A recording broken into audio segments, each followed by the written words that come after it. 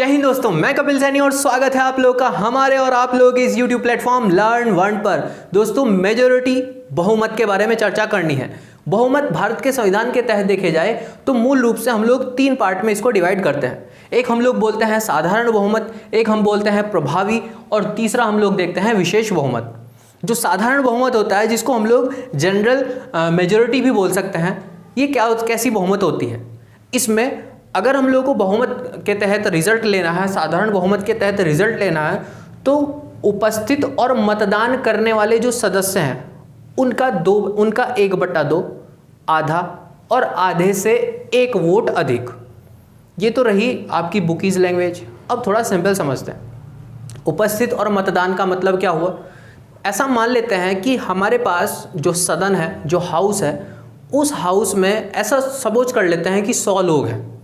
तो उन 100 लोगों में आज हम लोगों ने किसी ए नाम के प्रस्ताव या फिर बिल के ऊपर वोटिंग करने के लिए उन सब लोगों को बुलाया कि आओ भाई और वोटिंग करते हैं। तो उन 100 में से केवल आए वहाँ पर 40 ही आए, बाकी 60 के 60 साफ हो गए। वो जो 40 आए, उन 40 देखो उपस्थित कितने हुए? 40 हुए। लेकिन जब वोटिंग का समय आया तो उन 40 में से भी जो 10 लोग थे, वो 10 लोग खाने की कैंटीन में ही घुसे रहे, वो आए ही नहीं। तो केवल अब सदन के अंदर उपस्थित तो देखो आए थे 40, लेकिन मतदान के टाइम में कितने रह गए? 30।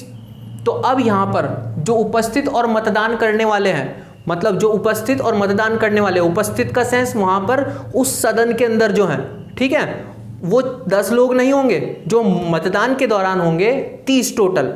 उन 30 का आधा और प्लस 1 वोट वहाँ पर उस प्रस्ताव को पारित होने के लिए चाहिए। आधा और 1 मतलब केवल 30 का आधा 15 और 1 वोट मतलब 16 वोट पर ही वो पूरा का प्रस्ताव पारित हो सकता है, अगर साधारण बहुमत की बात आए तो। ठीक है, ये बात क्लियर है। चलो, ये तो था उपस्थित और मतदान करने वाले सदस्यों का कुल आधे से 1 वोट अधिक। ऐसे जितने भी प्रस्ताव होते हैं वो साधारण बहुमत वाले, उनके कुछ एग्जाम्पल्स जैसे अविश्वास प्रस्ताव होता है, विश्वास प्रस्ताव होता है, धन विधेयक होता है। ऐसे प्रस्ताव हमारे यहाँ पर साधारण बहुमत के तहत पारित किए जाते हैं। अब दूसरा आता है यहाँ पर प्रभावी बहुमत। प्रभावी बहुमत जिसमें हम लोग देखते हैं जितने भी हमारे पास कुल सदस्य होते हैं, कुल सदस्य मतलब जैसे टोटल है हमारे पास 100 सदस्य, और उन 100 में से भी अगर कुछ रिक्तियाँ हो जाएं, कुछ वहाँ पर जो पद थे वो खाली हो गए। वो खाली कैसे हुए? या तो किसी सदस्य ने अपना त्याग पत्र दे दिया, मृत्यु हो गई, या उसकी सदस्यता ही रद्द कर दी, है ना। कुछ इस प्रकार से जैसी भी रिक्तियाँ हों, उन रिक्तियों को अगर हटा दे, ऐसा मान लें कि टोटल 5 ही आदमी ऐसे थे जो कि सीटें अब खाली आ गई, तो अब हम लोग जो वोटिंग होगी, प्रभावी बहुमत जो होगा, उसके तहत वोटिंग में हम लोग टोटल 100 सीट नहीं लेंगे, हम लोग 95 ही काउंट करेंगे। तो उन 95 का आधा और 1 वोट, है ना, उन 95 का आधा और 1 वोट, उसके तहत हम लोग इस प्रोसेस को, प्रभावी बहुमत को कैलकुलेट करते हैं। इसमें इस बहुमत के तहत अगर हम लोगों को अपने लोकसभा स्पीकर को, अध्यक्ष को हटाना हो, उपाध्यक्ष को हटाना हो, राज्यसभा के सभापति को हटाना हो या उपसभापति को हटाना हो, तो इसी प्रकार से प्रभावी बहुमत से हम लोग उनको उनके पद से हटाने का प्रयास करते हैं। ठीक है, तो ये 2 थे बहुमत, साधारण बहुमत और प्रभावी बहुमत। एक बहुमत और है जिसको आप बोलते हो विशेष बहुमत।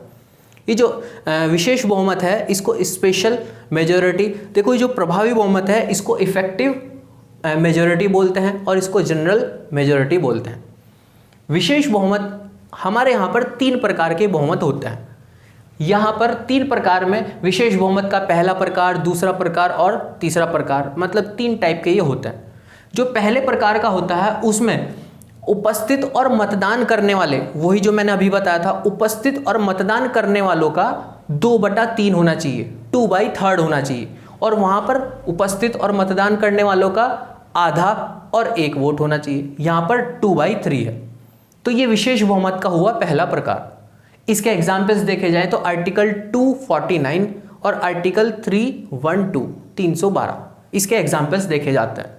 जो विशेष बहुमत का दूसरा प्रकार है उसमें उपस्थित और मतदान करने वालों का 2/3, लेकिन उसके साथ एक कंडीशन और है, जितने भी हमारे कुल सदस्य हैं, कुल सदस्य हम लोगों ने एज्यूम किया हुआ है कि 100 हैं, तो उन 100 का आधे से कम ना हो, मतलब एटलीस्ट मिनिमम यहाँ 50 वोट तो पड़े ही पड़े, मिनिमम 50 वोट तो चाहिए ही चाहिए। अब देखो उस वाली प्रोसेस में तो हम लोगों ने देखा था कि केवल 16 वोट में ही वो पारित हो रहा था, लेकिन यहाँ पर अब टर्म्स एंड कंडीशंस अप्लाई कर दी गई है, 50 तो आप लोगों को मिनिमम चाहिए, उसके बाद फिर उपस्थित और मतदान करने वालों का 2/3 भी चाहिए, मतलब ये और हार्ड प्रोसेस हो गई। ठीक, तो इसके आर्टिकल हम लोग देखते हैं, तो आर्टिकल 55 और आर्टिकल 72 हम लोग इसके एग्जाम्पल्स देखते हैं। फिर हम लोग लास्ट वाला देखते हैं, विशेष बहुमत। विशेष बहुमत का तीसरा प्रकार, इस तीसरे प्रकार में जो कुल बहुमत, कुल सदस्य होते हैं, कुल सदस्य ऐसा हम लोगों ने एज्यूम किया हुआ है कि 100 है, उन 100 का 2/3 कुल, उसमें कितने आए हैं या नहीं आए हैं उससे हम लोग को कोई वास्ता मतलब नहीं है, हमको कुल का 2/3 चाहिए, और उसका एग्जाम्पल आर्टिकल 61 हम लोग देखते हैं। ये थे हमारे पास बहुमत के प्रकार। आप लोगों को अगर कोई भी पॉलिटी से लेकर के कोई भी टर्म समझ में ना आए तो आप प्लीज़ उस टर्म को कमेंट बॉक्स में ज़रूर लिख दिया करें, उसके ऊपर हम लोग साधारण प्रोसेस के तहत या फिर साधारण भाषा में उसको समझाने का हम लोग प्रयास करेंगे। आप लोग को जो भी कैसा भी चीज़ें इसमें समझना आए तो आप कमेंट बॉक्स में उसको लिख सकते हैं। तो कल फिर मुलाकात करते हैं आप लोगों से एक और नए टॉपिक के साथ, तब तक के लिए बने रहिए। बहुत बहुत धन्यवाद। जय हिंद।